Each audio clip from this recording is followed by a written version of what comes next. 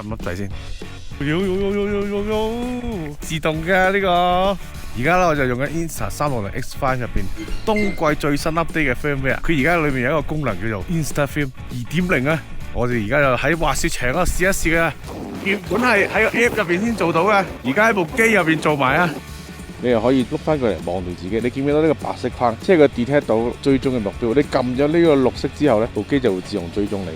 最過癮嘅係咩啊？可以搞埋個旋轉動作。哇！你睇下，過唔過癮啊？我無論喐去邊度，支棍揈去邊度，移去邊度，去自動追蹤我呢一個目標啊！仲可以幫大家整下360度短畫面。之後咧就唔需要再後期製作㗎啦，佢會直接出一條平面 4K 嘅畫面出嚟。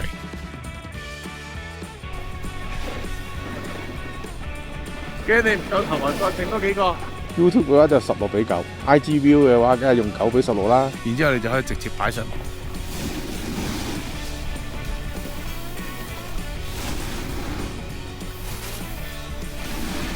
過唔過癮啊？唔知大家中唔中意呢個 InstaFilm 2.0嘅 update 咧？